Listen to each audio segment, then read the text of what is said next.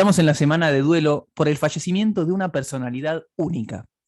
¿Cómo un rabino recluido en la ciudad de Bnei generó que cientos de miles de personas participen de su funeral? ¿Cuál era su cargo? ¿Hacía milagros? ¿Tenía profecía? ¿Se nos fue el último grande del pueblo de Israel? Conozcamos la historia, obra y legado de Rab Shemariau Yosef Haim Kanievski de bendita memoria. Mi nombre es Jacob Lipsik y bienvenidos a un nuevo episodio de Final Abierto. Mi nombre es Jonathan Berim y como ya adelantamos, estamos en la semana del fallecimiento de Rab Haim Kanievski. Se fue una personalidad muy especial y vamos a introducirlo a quien no lo conoce y para quien lo conoce traer un par de curiosidades y aprendizajes de su vida para que todos salgamos enriquecidos después de este diálogo. El Rab nació en 1928, murió a los 94 años. Estamos hablando que él nació en la ciudad de Pinsk, que hoy en día es Bielorrusia, pero en su momento estamos hablando de Polonia, una de las grandes Polonias, porque Polonia, a lo largo de la historia, cambió mucho. Y era hijo de una persona también muy famosa que se llamaba Rab Yaakov Israel Kanievski, que era conocido como el Stipler. También fue un gran líder del pueblo judío, especialmente de la ciudad de Bnei Brak, sería la generación previa a la nuestra, porque si Rab Haim sería la nuestra, cuando, claro, a pesar de la diferencia de edad que tenemos con él sería el líder de la generación anterior. Su madre también de una familia muy famosa porque era Pesha Miriam Karelitz. Karelitz es un apellido conocido porque era hermana del Hazon Ish, otro grande de Bnei Brak de la generación pasada. Así que este hombre se crió en manos de un padre gran sabio de la Torá y en manos de un tío también muy sabio. Fue educado por ambos. Y el padre de él fue su Sandak en el Brit Milá y su nombre fue en homenaje a los dos abuelos, Shmariau Yosef Karelitz, el padre de la madre, y que era rabino ya de Kosovo, así que una familia de tradición rabínica, y el rabino Haim Peretz Kanievski, que era el abuelo paterno. Él hace Aliyá muy temprano, era a los 6 años, en 1934, con 6 años hacen Aliyá toda la familia, y fueron a vivir con el tío, que ya estaba acá. Claro, que Bnei Brak era prácticamente un desierto. Hoy en día uno va a Bnei Brak, que es una ciudad, justo participando del cortejo fúnebre de la Levaya, todos hablamos, bueno, Bnei Brak es una ciudad hoy en día gigante, y básicamente una de las familias que han generado este gran crecimiento fue la familia Karelitz. Obviamente el Hazon Ish generó que esta ciudad se convirtiera en un territorio de Torá, pero cuando ellos llegaron no había absolutamente nada. Así es, bueno, como en 1934 en gran parte de Israel no había muy pocas cosas, o sea, menos en Bnei Brak. Menos en Bnei Brak, estaba formando todo el Yishuv judío, era muy temprano recién, los primeros pasos estaban dando, las primeras ciudades, los primeros kibutzim, y realmente también así como se formó otra ciudad, se formó también Bnei Brak, que era una especie de suburbio de Tel Aviv, es al lado, es que está uno un día, si uno viaja de Tel Aviv a Bnei Brak, nunca pasa al descampado, pasa de la ciudad, constantemente está viendo edificios, está viendo ciudad. Y así vivían, se instalaron allá, una situación muy precaria, como toda la gente en esa época. Estamos hablando de gente que quizás un huevo era un lujo y era una comida de sábado festiva, y se racionaba para que pueda durar para varios días un huevo para toda la familia. Un dato que quiero agregar, cuando llega la familia Kanievski, digamos, cuando llega el Stipler, el padre de Rab Haim con Rab Haim y su esposa, que como decías recién, que fueron los del Hazon Ish, el Hazon Ish no tuvo hijos en su vida. Entonces, él fue criado prácticamente como un hijo también por la familia Karelitz, por la familia del Hazon Ish. O sea, era el sobrino, pero ellos no tenían chicos. Así que el padre, el Stipler, y el tío, que también estaba bastante presente en su educación, fue el Hazon Ish. Tal cual, y el padre tampoco tuvo otros hijos varones, él fue el único hijo varón de la familia, tuvo después 2 mujeres, así que era muy cercano a ambos y aprovechó justamente eso, porque a veces la cercanía y la genética no dicen nada. Uno puede ser hijo de un gran sabio y no saber nada, o ser hijo de un ignorante y saber mucho. En este caso se dio que era hijo de sabios y pudo aprovechar esa oportunidad de aprender de ellos. Y creo que es algo importante, porque también hablando con mucha gente, obviamente el tema de Rab Haim Kanievski fue el tema de la semana, y también uno va aprendiendo bastante, pero un dato importante que en el judaísmo es que ser hijo de no hace las cosas más fáciles, hace las cosas más difíciles. De hecho, es muy difícil encontrar un Talmid Jajam que sea el Gadolador, hijo del Gadolador. No es algo frecuente. Imagínense la presión que habrá tenido el pequeño Haim siendo hijo del Stipler, el sobrino del Hazon Ish.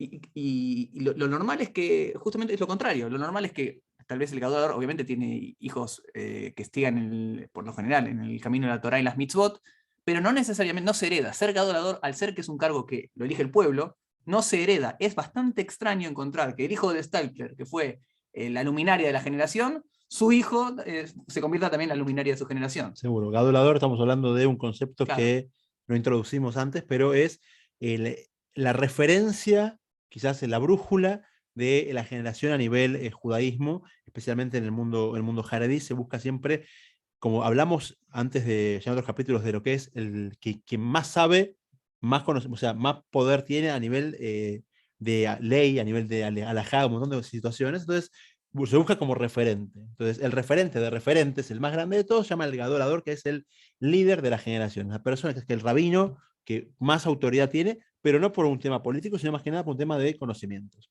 Bueno, estudió en Benebra que el pequeño Haim, Talmud Torah Rabbi Akiva, aparte estudiaba en paralelo con su padre. A los 10 años entró en la Yeshiva Tiferet Zion de Benebra, que estudió con Rab Michal Yehuda Lefkovich, uno de los grandes también de grandes maestros, grandes pedagogos. 6 años estudió con él. Ya empiezo, obviamente vamos a meter historias para que no sea algo, no sea una cuestión de biográfica. Hay una historia interesante. Hubo un Brit Milá, ¿sí? Un Brit Milá de mellizos en Benebra. Entonces, fueron citados para hacer sandak. El sandak es aquel que sostiene al niño cuando se hace el Brit Milá, y es padrino. Un cargo, el padrino, es un cargo de muy honorífico, ¿sí? Nacieron mellizos en Benebra y le dieron la sandakaut. Para uno le dieron a Rab Michal Yehuda Lefkovich y otro a Rab Chaim Kanievski, ¿sí? Ahora, la pregunta era, ¿quién va a ser el primer sandak? Aparentemente, ¿qué Brit Milá se va a hacer primero? Claro, Brit Milá se va a hacer primero, y ninguno de los dos quería ser el primer sandak. Porque Rab Michal Yehuda Lefkovich dijo, pues tenés que ser vos sos el líder de la generación, y Rab Chaim le decía, de ninguna manera, vos sos mi rabino, vos sos mi maestro. Yo no veo. Discusión va, discusión viene, todo el salón mirando a los dos grandes de la generación, ¿qué está pasando acá?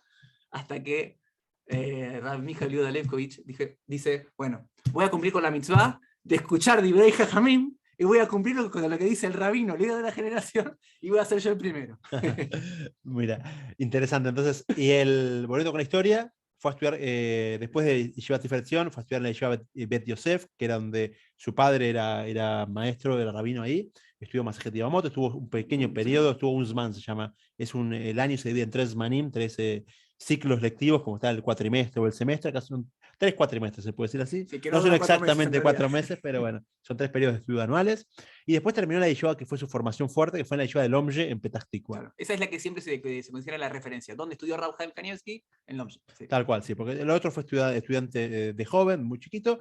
Acá estamos hablando de ya la yeshiva donde es adolescente y ya el pase a la madurez, ya la yeshiva Gdolá se llama, que es la formación más avanzada. Ahí estudió, entre otros, con Rav Shach. Rav Shach fue uno de los líderes de la generación pasada también, murió en el año 2001. Y él fue alumno de Rav Shach, entonces estuvo varios años en su shiur, y estudió con otras grandes personalidades ya que estaban en esa misma yeshiva. Cuando volvió a su casa aprovechó a estudiar con el tío, todavía seguía estudiando con él. Y estando en esta yeshiva tenemos una historia curiosa de la vida de él, que es la guerra de independencia. Claro, porque obviamente la historia del país, de Israel como país, iba avanzando. Recordemos, él llega en el 34. Así es. Con 6 años, con lo cual su juventud y adolescencia está sumamente marcada por los eventos internacionales, obviamente, y después por la creación del Estado de Israel en el 48. Así es. O sea, tenía 20 años, 19, 20 años cuando se da la guerra de independencia. Sí, y en esa guerra, la guerra era, el ejército de Israel tenía una formación que si no habían aprendido otros ejércitos, ya hablábamos en el capítulo de las guerras, había que hacer frente a una cantidad de ejércitos invasores terrible, a 7 ejércitos formales y oficiales, que algunos tenían más o menos años, pero todos ya estaban formados oficialmente, autorizados legalmente. El israelí venía de la clandestinidad con el mandato británico. Entonces, en una de las órdenes que se dio fue a los bajurei yeshiva, a los alumnos de las yeshivot, de las escuelas talmúdicas, academias talmúdicas, que vengan al frente también. Hace falta hacer ruido, número, claro. Hace falta hacer número por lo menos, porque por más que no tengan preparación, vengan. El tema es que le dijeron que vengan, pero armas no les dieron. Tampoco estaban capacitados para usar armas. Entonces les dijeron, ¿saben qué? Cada uno agarra un par de algo, junte piedras, junte un palo, y van con eso al frente, y así fue. De hecho, al Rab Chaim lo designaron al frente egipcio. Tenía que un sector de la frontera tenía que estar custodiado por ellos. O sea, la idea es que el enemigo quizás vea gente, vea tumulto y evite acercarse.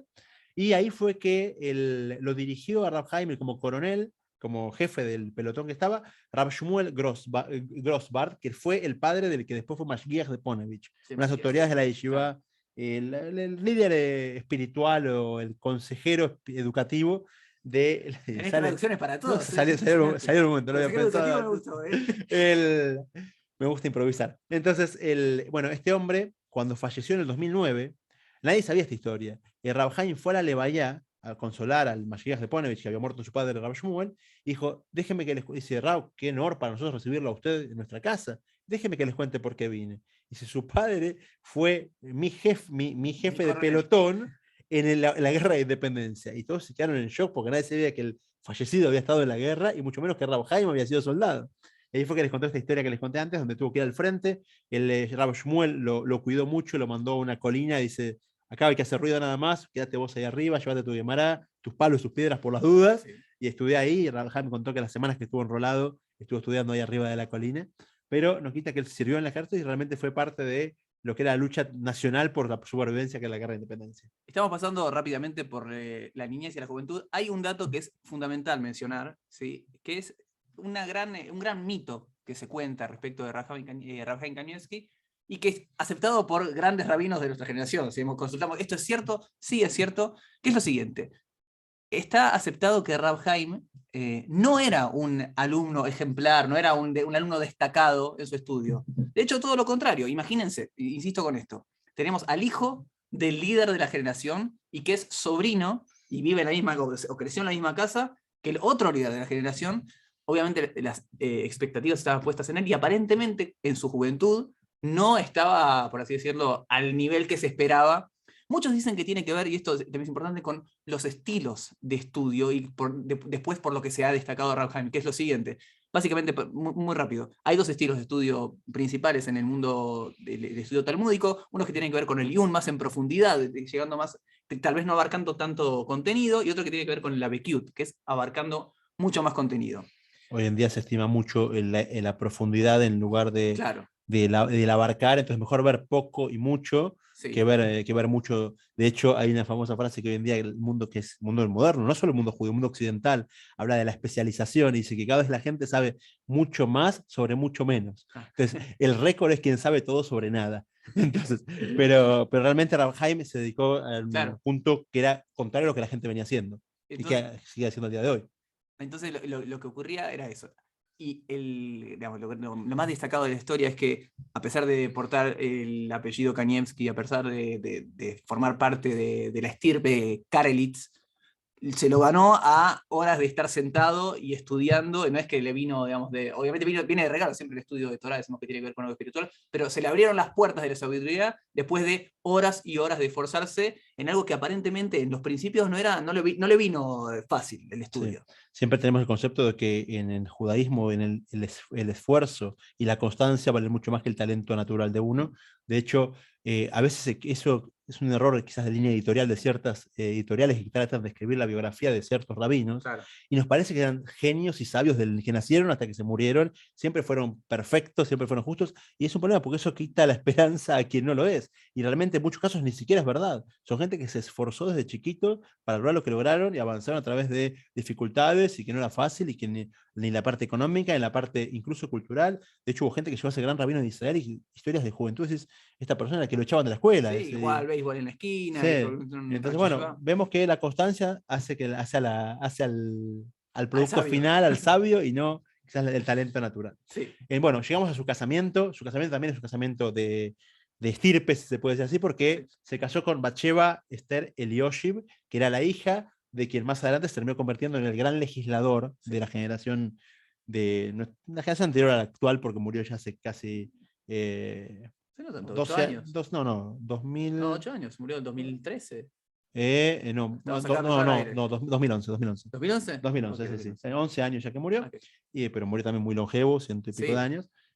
Bueno, entonces en ese momento se casa con esta chica. El interesante que cuando hacen el shidduch, lo presentan, lo presenta el Rosh Yeshiva. Me parece intruso. Tengo un dato de cómo se hizo el shidduch. Aguárdenme ahí. El Rav Bruk, que era Rosh Yeshiva de Novardok, hizo el shidduch con el Hazon Ish. Claro. Y el Hazon Ish mandó la carta, cuando hablando del novio, en ese momento eran cartas, no había tanto teléfono, manda diciendo, sepan que este muchacho, que era su sobrino, pero también su alumno y sabía el nivel de grandeza que tenía, ya estamos hablando que Rab Haim tenía 22 años, se casó a los 23, era un poquito antes, dice maestro de todo el Talmud. O sea, el título de maestro, imagínense el título de de saber todo el Talmud a los 23. Hoy en día la gente quizás a los 50 termina por primera vez el Talmud, quizás, y a veces gente que en toda su vida no lo termina. Él tenía 23 y ya no solamente lo había terminado, sino que lo dominaba. Claro. Era algo interesante.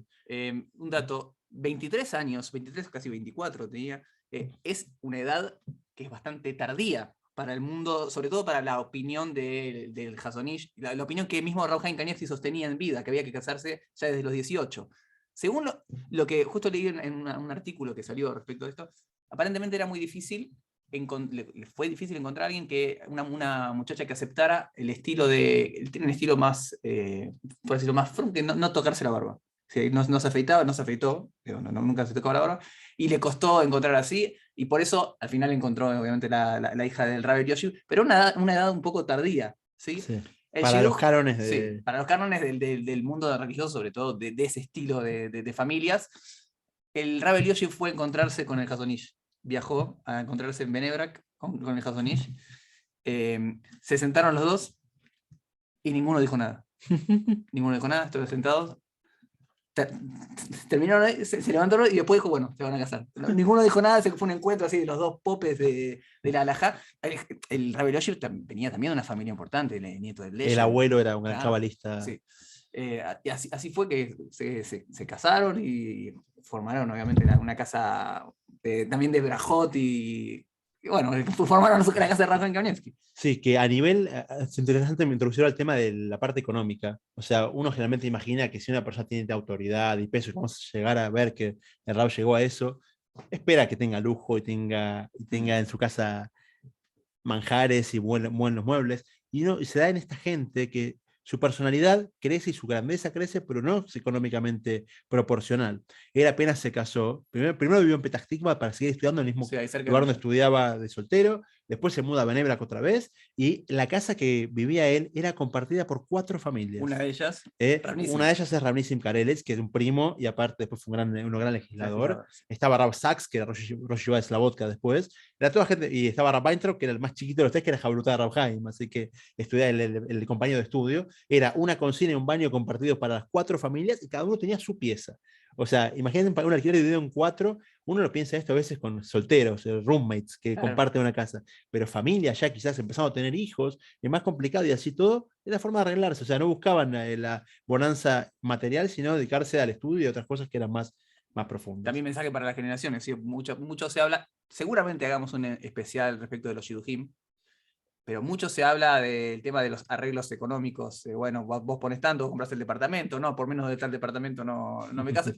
Fíjense que los grandes de la generación, no es que el Stepper dijo, bueno, tengo un hijo sabio, vamos a buscar un millonario con quien casarme. No, buscó a alguien que perteneciera a una de grandes sabios. Y la parte material, bueno, después vemos cómo nos arreglamos. Lo mismo también, bueno, el mismo Rabbi Yoshi también tenía una casa bastante normal, aquel que haya podido visitar acá en Yerushalayim. Y ni que hablar el Rav Steinman, también, que era el ejemplo, el sumum de la humildad, de la precariedad material. Sí, muchos vivían con los muebles que les dio la Sochnut cuando llegaron a Israel, unas camas duras, difíciles de usar, y era lo que tenían. En ese momento él entró en su época quizás de estudio más fuerte, que se llama un colel que en su momento se llamaba Ateret Yosef, ya se conoce como el colel Hazonish, que es quizás el colel es el centro de estudios rabínico más intensivo del mundo, se puede decir. Es un colel donde quizás el que menos sabe, después va a ser el próximo grande de la generación por la cantidad de conocimientos que tienen, y él estudió ahí muchas decenas de años, y fue su época de estudio todavía interno, o sea, no reveló su enseñanza, de hecho vamos a ver que casi no la reveló nunca, pero dedicó al estudio completamente en este colel, y su primera obra surge a los finales de los años 70, ya con 50 años estamos hablando, que hizo un comentario tebuná sobre el Talmud Yerushalmi, que compiló sobre un comentario de un Talmud que no se estudia tanto, que es el Yerushalmi, que no es el famoso Talmud que se estudia habitualmente, que es el de Babilonia, el Babli. Uno de los principales, o uno de los referentes políticos del mundo religioso, fue el Rav Shlomo Lorenz, que fue miembro del Parlamento. Sabía obviamente de Rav Chaim Kanievski, el hijo del Stipler, el sobrino de Hasonish, casado con la hija de Rav Yoshi, y estaban pasando penurias económicas muy fuertes. Todo Israel pasó épocas de dificultad económica, y fue a ofrecerle un cargo, mientras él estaba en el Colegio Hasonish, fue a ofrecerle un cargo para que tuviera una posición en una yeshiva. Sí. Algo que es normal. La idea es continuar dedicado al estudio, aparte enseña, y eso que te dé un sueldo para poder vivir dignamente y no tenés que vivir con lo mínimo. El acuerdo además era, vos no tenés que dar shiurim, no tenés que dar clases, no tenés que estar ocupándote nada más que estudiar, y si alguien viene a preguntarte algo de lo que están estudiando, tenés que responder, pero no es que tampoco tenés que ir a buscar dinero, ni fondos para la yeshiva, nada. Fue y le preguntó a su padre, Stipler, y es sabido que el mandato de su padre fue, su padre que él sí tenía un cargo, como dijimos antes, se le enseñaba en una yeshiva, el mandato del padre, el mandato del Stipler hacia el Rab Haim fue, vos tenés que sentarte a estudiar, dedícate a eso, no agarres ningún cargo, y así fue a lo largo de toda su vida. A pesar de que, como decíamos, fue el líder de la generación, él nunca tuvo un cargo formal, digamos, en institución, formaba parte tal vez de los comités de algunas instituciones de beneficencia. Eso, como presidente de comité, sí, pero más que nada un cargo sí, ni siquiera jerárquico, honorífico, sí, tal cual honorífico y no real. De hecho, el único rol que tuvo en toda su vida a nivel oficial fue en homenaje al padre. Cuando el padre muere, él aceptó por un año, que es el año de duelo del padre, dar un shiur de Talmud Yerushalmi. O sea, enseñar este Talmud que tampoco se sabía por un año, o sea, que fue por un año maestro, o sea, oficialmente dando una clase fija en memoria del padre, pero nada más que eso, no se dedicó, nunca tuvo un cargo fijo. Y en ese mismo año, ya que coincidimos, cuando terminó la Shiva del padre, la semana del padre, justo antes de que él empiece con esta clase que acabamos de mencionar, estamos hablando ya del año 1985, el Rav Shach, cuando habló en el SPED del padre, cuando el padre muere, el Rav Shach, que era el líder ya reconocido de las generaciones, ya líder, él sí, líder rabínico, líder religioso, líder político. Él en el anuncio dice, no se preocupen, se nos fue el Stipler, pero dejó un hijo grande como él. Y ya les sirvió en bandeja decir, bueno, sos el próximo, y así todo él se mantuvo reacio a aceptar cualquier clase de cargos. Tuvo una particularidad, y vamos a terminar con esto el resumen de la vida y contar un par de historias sobre él, pero que con él se dio algo que no se daba tanto en el mundo litaí, mundo lituano, de judaísmo ortodoxo lituano, que es el buscar al rabino para la bendición. Normalmente lo que se hacía es que los rebes hasídicos es muy común esto. Uno va al rebe, quiere emprender un viaje, va al rebe y le pide una bendición. Sí. Uno quiere hacer un negocio también, va a pedir bendición. Para el casamiento, en el mundo litaí se busca consejo, se busca una referencia lágica, legal, pero no tanto la bendición. Y en caso de él, fue un gran hacedor de bendiciones y hacedor hasta de milagros con las bendiciones que daba, que vamos a hablar del tema de después. Su bendición era siempre muy interesante. Tenía mucho tiempo dedicado al estudio por día, muchísimo tiempo. En un momento empezó a recibir gente, pero también horas limitadas, en cierto horario puntual, no más de ese tiempo. Y a la gente que recibía su gran bendición era Broje Beatzloje, era Brajá Beatzlajá en hebreo, al principio, que era que Dios te bendiga y tengas éxito. En una frase de 2 segundos tardaba. Ya al final de su vida, los últimos 10 años, ya la resumió, ni siquiera decía Broje Beatzloje, sino que decía Buja, que es el acrónimo de Broje. Como la gente sabía qué ellos iba a decir, lo decían acrónimo, entonces perdía un segundo menos. Primero que nada, para destacar esto, un estilo de vida del estudio, obviamente no podemos dejar de mencionar a la Rebbetzin, a la esposa, que estuvo obviamente criando 8 hijos, ¿sí? También, que él también fue parte de... Los hijos hablaron mucho de cómo del tiempo que les dedicaba. Claro, uno se hace la idea de que no les prestaba atención y no es para nada así, pero obviamente la Rebbetzin Kanievski, que ella también daba muchas brajot, y hay un montón de historias de mujeres que iban especialmente a la Rabanit Kanievski para pedirle brajot. No podemos dejar de mencionar el respaldo que tuvo en la casa y el apoyo absoluto, como también, de aparte, que, si no me equivoco, el Rab Arie Levin, es decir, sería el abuelo de la esposa. Claro, también dijo como, bueno, fomentaba, es un buen shiduje, alguien que estudie. Eso por un lado. Y segundo, lo que decías de las brajot. Si no me equivoco, y esto es un dato que tendríamos que checar, pero la familia del Stipler usaba un sombrero de un spodek, que tenía como cierta estirpe hasídica, estaba vinculado con el mundo hasídico, y de hecho hay una historia que contaban que le hicieron una pregunta al Rav Haim Kanievski, le estaban diciendo que antes era más fácil llegar digamos, que era más difícil convencer a los que ya estaban más cercanos a la Torá que se involucraran en el mundo de Torá, pero era un poco menos difícil a los que estaban más alejados intentar sembrar alguna semilla, lo que se llama, a los que hacen teshuvá, ¿sí? Pero fue un Rosh Yeshiva de una yeshiva de Balei Teshuvá, y le dijo que estaba muy difícil esto. Rav Haim le dijo, lo que pasa es que la Sitra Achra, digamos, la fuerza del mal, también está agarrando por ese lado. Y un nieto le dijo, bueno, ya el abuelo se convirtió en un rebe, ¿sí? Y Rav Haim le dijo muy serio, mira, toda la Irat Shamaim que yo recibí en mi casa tiene que ver porque mi padre estudiaba a los libros de Hasidut. Así que hay una impronta hasídica en la familia. Muy bien. Y terminando con la vida de él, fue el último viernes que se apagó su luz. Es el día 15 de Adar Bet, el 5782. Vamos a hablar especialmente de Adar Bet más adelante cuando hablamos del estudio de él, quizás su parte más importante. 18 de marzo del 2022, su entierro el domingo, 17 de Adar Bet. Y acá participamos nosotros y otras.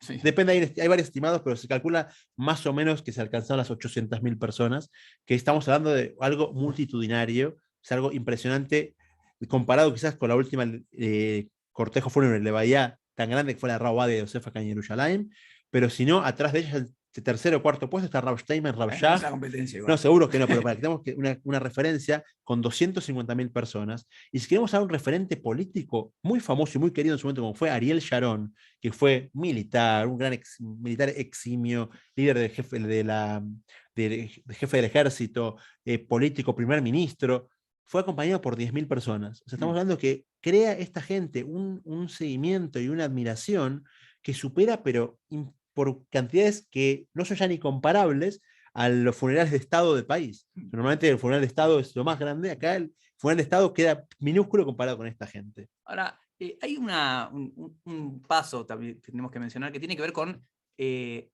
la figura política de Rav Haim. Digamos, llega un momento, a fines de los 80 se creó el partido político religioso, y también, como decíamos antes, Rav Haim Kanievski estaba, por así decirlo, ocupado estudiando.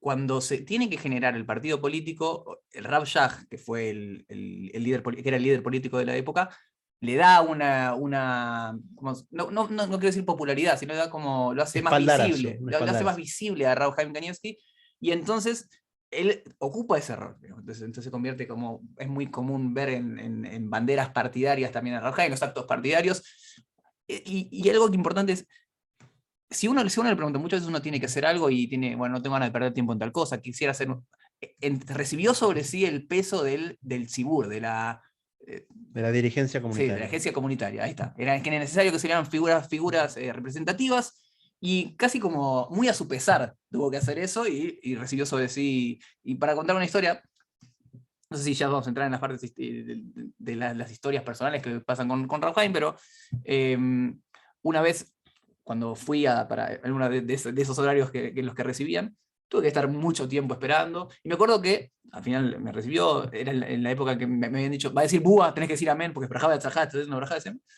Y yo pensaba, bueno, la cantidad de horas que estoy perdiendo acá, mirá, todo un montón de tiempo que hay que esperar. Volví, lo hablé con un rabino, el rabino dice, ¿vos te quejás de las horas que tuviste que esperar? Y el Rav Haim, que todos los días está recibiendo gente, y la gente que espera horas, y todos los días se le recibían varias horas, gente para darle barajot, apoyo, también respuestas a preguntas, o incluso un niño que se va a cortar el pelo para hacer el jaraque. Es impresionante cómo se entregó a la comunidad, y ese rol que a veces uno no tiene en cuenta. ¿Sí? Seguro que sí. Una parte que nos quedó en el tintero, que quizás me parece la más destacada de él, es su estudio. ¿Cómo era su estudio? Porque fue algo que lo siguió durante toda su vida, incluso cuando tuvo que meterse un poquito en política, que empezamos a hablar antes, incluso cuando empezó a recibir gente. Él siempre tenía su estudio, que lo hacía de joven. En su momento de joven, como dijimos, le valió detractores, porque ¿quién se cree que vas a ver todo? Como que estudie algo bien, no que estudie todo el tiempo. Sí. Pero su estudio era la Jobot, tal cual. Él llamaba la Jobot las obligaciones, y él terminó logrando no solamente pasar por todo varias veces, sino que saberlo de una forma que era computacional, ya casi, de lo que sabía de Torá. Vamos a hablar, bueno, hacía tal cual. Su Jobot, o sea, su estudio anual, incluía todo el Talmud Babli de Babilonia, que para que se den una idea, quien lo estudia con dedicación, una clase de quizás 1 o 2 horas por día, constancia, sin perder un solo día, tarda 7 años y medio en terminarlo. Ese es el famoso ciclo de Daf Yomi. Tal cual, famoso ciclo de Daf Yomi. Este hombre hacía del Talmud Babli 8 hojas por día. En vez de 1 hoja, como hace este ciclo, hacía 8. Después tenía el Yerushalmi. De hecho, justo lo comenté en un tweet, que vino el Rav Gershon Edelstein de 98 años a consolar a los hijos ahora en la Levaya, y los hijos estaban pensando, ¿qué se puede hacer en nombre de papá? Y un hijo dice, quizás decirle a la gente que estudie 8 hojas por día del Talmud como hacía él. Que es algo muy normal, eso sí. Generalmente se dice, bueno, cuando agarremos algo de lo que nos enseñó él. Bueno, estudiaba 8 hojas por día. Bueno. Y Rav Gershon le salió una carcajada y dijo, ojalá. Hay poca gente que está capacitada para eso. Pero él no solamente estudiaba el Babli, estudiaba también el Yerushalmi, que es otro Talmud paralelo, a veces más conciso, pero mucho más complejo. Estudiaba la Tosefta, el Rambam, el Tur, Shulchan Aruch, el Tanaj, el Zohar, y todo con sus comentaristas, no solamente el texto básico, que ya de por sí es un montón, a eso agregamos los comentaristas, y él tenía un ciclo que terminaba el Talmud todos los años, en víspera de Pesaj, toda la Torá, tal cual, todo su ciclo que hablamos recién, una vez por año lo terminaba, y esto se daba en víspera de Pesaj, que es el día que si uno hace un sium y termina con un tratado, evita ese ayuno que hay para los primogénitos. Él era primogénito, claro.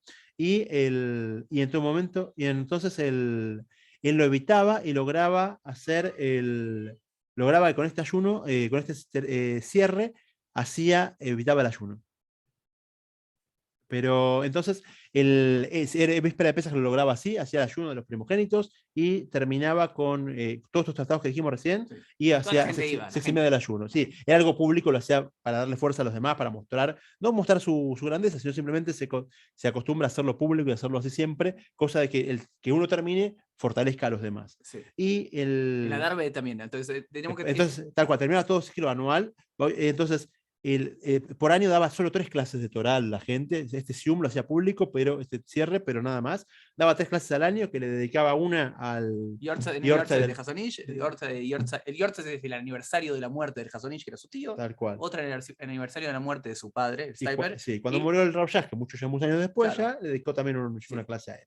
Ahora, este ciclo estaba pensado para 12 meses. Claro. O sea, él tenía repartido su estudio para llegar a lograrlo en 12 meses y cumplir con todo. ¿Y qué pasa? En el judaísmo sabemos que cada 2 o 3 años tenemos un Adar Bet.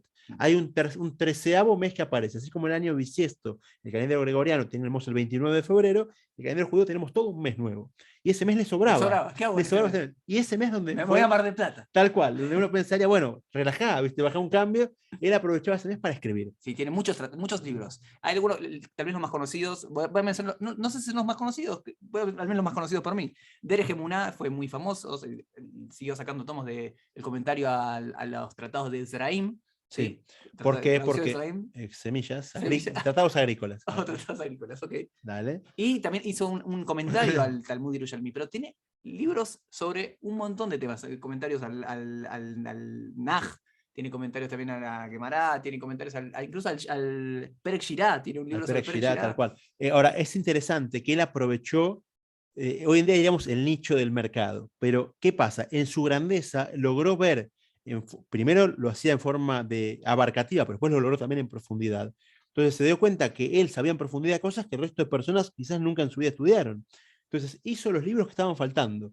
El libro de Alajá clásico, o sea, el Shulchan Aruch basó su libro en el Rambam, que fue quizás una de las primeras grandes obras monumentales de Alajá. Shulchan Aruch dijo, mira, el Rambam muy lindo, pero hay muchas cosas que no son prácticas. No estamos en la tierra de Israel, la parte de semillas la saco, la parte de sacrificios del Beit HaMikdash la saco. Entonces el Shulchan Aruch quedó un libro de ley práctica. De Rambam sacó todo lo que era teórico, porque en esa situación no se podía aplicar, y dejó lo práctico. Y después de ahí se empezó a crecer. Se hicieron libros de comentarios sobre eso, se aplicaron cosas interesantes sobre el día a día de esa situación, pero cosas del Rambam que quedaron apartadas, que quedaron sueltas. Eso que quedó suelto y sin comentario es más difícil de acceder. Y ahí vino Rav Haim a hacer los comentarios a todo lo que estaba faltando. La parte de agricultura, la parte del Beit HaMikdash, la parte de Korbanot, la parte de santificación del mes. Entonces logró, con su gran conocimiento, abarcar toda esa parte de huecos que estaban quedando. Incluso hay en el Talmud tratados pequeños, tratados que no son tan estudiados porque son tratados quizás una hoja, tratados muy, muy breves. Él también hizo comentarios a todos estos tratados para que queden claros y queden para la eternidad. Sí. Muy bien. Algo que quiero dejar de mencionar es que tal vez uno lo identifica, o él mismo formaba parte del colectivo lituano, como dijimos antes. Pero es impresionante, y tal vez se vio reflejado en los números de la Levaya, cómo también era un referente absoluto para el mundo sefaradí, incluso para el mundo jasídico también. El mundo jasídico, y esto es importante, muchas veces chocan algunos líderes más del mundo litaí con el mundo jasídico, pero en Rav Haim había como un consenso extendido en el pueblo de Israel de que se trataba de un grande y un líder de la generación, y era posible ver en el cortejo fúnebre representantes de todos los distintos espacios del mundo judío. ¿Sí? Seguro que sí. Un dato de color más interesante, que cuando el gobierno decidió que haya un horario de invierno y horario de verano, el Rav Haim dijo, yo tengo mi horario de estudio, yo tengo mis horarios, o sea, para que se dé una idea, muchas leyes judías se rigen por el sol. Entonces, si cambia el horario de invierno y verano, el día cambia, la agenda de una persona observante del judaísmo cambia. De repente el horario que hacía el rezo de la tarde, ya después no puede hacer ninguna otra cosa, ya no puede hacer más nada. Entonces, el Rav Haim dijo, yo tengo mi horario, yo voy a seguir con mi forma de hacer las cosas, y Entonces lo que Rab Haim hacía era mantener siempre el mismo horario. Yo sé que las 6 son las 6, el sol se mueve para adelante y para atrás, pero no hay un salto de 1 hora en la mitad por cambio. Así que al punto es que los carteles en su Beit Knesset te avisaban que el horario de recepción de gente en invierno es de 3 a 6, en verano es de 2 a 5. O sea, porque la gente sí cambió de reloj, pero él no, entonces mantenía su horario de recepción de gente. ¿Te parece mencionar tal vez algunas historias? Esto también a mí me sorprende, porque de vuelta, fue un funeral que dice que fueron 800.000 personas, 700.000, no importan los números. Y imaginen, fue mucha gente. claro, significa que tuvo un impacto en millones de personas. Ahora, es muy difícil encontrar aquel Yehudí que no haya tenido una historia que lo vincule de algún modo personal, que eso es lo que a mí más me sorprende. Imaginémonos líderes internacionales. ¿Cuándo uno llega a tal líder? Nunca, no te puedo contar nada. Sí, me acuerdo que una vez estaba en la Plaza de Mayo y lo vi a tal persona a 200 kilómetros. No, creo que es muy fácil encontrar, si no es uno directamente, todos tenemos un amigo, un conocido o uno mismo que estuvo cara a cara con él. Y eso habla de la conexión, cómo los sabios de Israel están como, entre comillas, a disposición de la comunidad. ¿sí? No dejan de estudiar, más que nada en caso de Rab Haim, pero siempre tiene tiempo para los demás. Les voy a contar una historia chiquita sobre esto justo. Cuando yo estaba estudiando en la yeshiva soltero, en un momento me surgió la oportunidad de ir con un amigo que es un oyente del programa, y él me llevó, así que se lo agradezco a Ari, que me llevó a escuchar a Abdalá a la casa de Rab Haim. Pasamos Shabbat en Benebra, que nosotros vivíamos en Jerusalén, y fuimos a Motzei Shabbat a la casa del Rab, que el Rab hacía Abdalá para todo el que quiera entrar. La casa de él era una casa del pueblo. Sí. Se abría, se entraba, y estaban todos ahí. Me acuerdo en el comedor, que es bastante pequeño, habrá habido, no sé, unas 80 personas quizás, no tengo así el recuerdo, y estaba el rabino haciendo Abdalá en el borde de la mesa, todos escuchaban la brajá, contestan amén, y termina Abdalá, y se van a sus casas. Ahora, el dueño de la casa que nos estaba alojando dijo, ¿van a ver a Rab Haim? ¿Me llevan al nene chiquito a verlo con ustedes? Dijimos que sí, vamos con él. Entonces lo llevamos al niño, y en la mitad termina Abdalá y dijo, tengo que ir al baño, dijo el nene, ¿y dónde lo llevamos al baño? Entonces, bueno, preguntamos en la casa y el baño está ahí, el baño de Rab Haim. Entonces, llevamos al nene al baño, y de repente los secretarios, los alumnos del RAB empiezan a echar a la gente, pues Abdalá terminó, ahora horario de privacidad de estudio. Entonces, echan a toda la gente. Nosotros estamos en el baño, así que no nos enteramos que echaban a la gente. Salimos del baño, ya la puerta estaba cerrada, y estaba el RAB sentado, la Rabanit que le acerca la cena de Motzei Shabbat, se llama Melabed Malká, que era una cosa muy, muy simple, era un pancito con un plato hondo, con una especie de sopa de pollo, 2 papitas flotando y 2 alitas de pollo. Le trae al Rab, el Rab esa era su cena, había hecho ya Netilat Yadayim cuando salimos. Estaba el Rab en la mesa, 4 alumnos, yo, mi amigo y el niño chiquitito que había ido al baño, y tuvimos la oportunidad de hacerme la vez marcada con el Rab Haim Kanievski, y el Rab aprovechaba la cena para escuchar a los alumnos con las preguntas de alajá que tenían. Ajá. Entonces, mientras comía, entre bocado y bocado, cuando escuchaba la pregunta, mutar, asur, y esa fue la melodía que pasamos con Rab Haim, que vemos cómo en su grandeza después terminó de esto, el Rab se fue a su estudio, y ya está, ahí ya no se lo ve más por horas, pero el tiempo que aprovechaba cada instante para estar o con la gente o con los alumnos respondiendo preguntas, pero siempre o con nosotros. Comparto una historia también que tiene que ver con cómo aprovechaba el tiempo. Al principio, en una época, estoy hablando hace 10 años más o menos, como vos mencionabas antes, era una cuestión de esperar después de Minjá, generalmente recibía gente, entonces era muy común ir a Minjá al Beit Knesset Lederman, que estaba ahí cerca de la casa. Pegado. Sí. Después construyeron un puente. Sí, para bueno, que tenga que ahí te voy a contar la historia con el puente. Entonces, la costumbre era hacer minja y después vas a esperar ahí dentro de la casa que está pegada a la fila que te van a recibir. ¿Sí? ¿Cuándo? Espera. Era un primer piso de la casa. Sí, unas escaleras, ponerte en la fila y cuando, bueno, espera y vas a entrar. Tenés que tener paciencia, vas a entrar. Interesante cómo los que pasaban directamente, incluso sin hacer fila, los niños para cortar el pelo, para hacer jalaque, se gritaba jalaque, brum, entraba un era chico. Prioridad. Al día de hoy, yo cuando fui con mi hijo, ya Rab estaba grande, fuimos ya entrar era muy difícil, pero ojalá que seguía recibiendo. Bueno, entonces, como decís, hace a la cuestión de 5 años ya era muy difícil entrar. Era más difícil, el Rab ya estaba bastante mayor, tenía casi 90 años. Entonces yo no sabía que era tan difícil entrar. Pero dije, bueno, sigue siendo igual que como fui hace 10 años. Pensaste. Sí, fui ahí, fui a hacer minja en Lederman y dijo, bueno, ¿cómo se entra a la casa de Rab Haim para pedir una braja? Sí, el que estaba al lado dijo, no vas a poder entrar, no es así. ¿Cómo no voy a poder entrar? Me vine de Jerusalén. Entonces me dijo, mira, el que está ahí es el Yamash, el que se encarga de sus cosas. Habla con él. El secretario. El secretario, ok. Entonces lo hablé con él, le dije, mira, vengo para pedir una braja. Mire. No digo, mira. Entonces él me dijo a mí, mira, así me dijo, mira, lo que voy a hacer es lo siguiente. Cuando termina la tefilá, cuando termina el rezo, Rab Haim se va a ir por este puentecito, yo te voy a agarrar de los hombros, te voy a poner adelante, Rab Haim, le voy a decir cuál es tu pregunta, el pedido ese, él va a decir seguramente una brajá, o en este caso era otra brajá, y te voy a sacar, y va a ser así. ¿Estás preparado? Sí, ok, perfecto, termina el rezo. Para que tengamos en cuenta cómo no perdía ni un segundo, podía ayudar a alguien, estaba volviendo a la casa, casi 90 años tenía. Termina el rezo, empiezo a sacar, me llama el secretario, bueno, empiezan a ir, siento que alguien me agarra la mano, me ponen adelante, digo lo que le dice lo que tiene que decir, me da la braja y me sacaron ahí. Pero esta sensación de que no había ni un segundo, estaba dedicado constantemente o al estudio o a la comunidad. Seguro. Y si bien nosotros nos gusta ser siempre muy escépticos con todo lo que a veces se cuenta, porque muchas veces se cuentan cosas y se inventan personajes, situaciones milagros, sí. que son milagrosos, pero Rab Haim en su grandeza, que es algo que también está visto en el judaísmo, ahora vamos a analizarlo por qué, pero que una persona, un tzadik gozer Hashem mekayem, el tzadik, el justo decreta y Dios cumple. O sea, en el judaísmo creemos, o sea, sostenemos que el mundo tiene un mundo espiritual y un mundo material. Y ambos están interconectados. Entonces, tocar los hilos de uno puede alterar los del otro, tanto el físico, el material, el espiritual, como el espiritual al material. Esto lo trae el Nefesh Haim, que lo profundiza mucho en cómo se combinan los dos mundos. Entonces, Rab Haim tuvo esa grandeza que de repente decía cosas que aparentemente son sencillas, pero lograba hacer efectos sobre la naturaleza en forma muy interesante. Hubo un caso, un conocido mío, lo cuento porque son primera persona y cosas que están chequeadas porque Claro. historias hay muchísimas y seguramente la mayoría o todas sean verdad, pero como nos gusta hablar de cosas concretas y reales, vamos a hablar de ejemplos muy famosos y muy conocidos que sabemos su fuente y su origen, pero el rap contó, pasó un chico de Argentina que quería estudiar y tenía muchos problemas de dolor de cabeza. No se podía concentrar de lo que le dolía la cabeza, fue a doctores, le daban pastillas, tratamientos, no logró solucionar el problema del dolor de cabeza y terminó viendo a Israel y en Israel un rab le dice, ¿por qué no vas a ver a Rab Haim? A ver qué se hace. Perdón, que esta expresión era muy común. Tal cual. Bueno, anda a pedir una braja a Rab Haim, anda. Eso, era como siempre el consejero. Era el lugar a donde ir para brajot, para consejos, para preguntas. Tal cual, porque si la Torah tiene un efecto sobre el mundo y el Rab Haim tiene tanta Torah, va a poder tener un consejo puntual para lograrlo.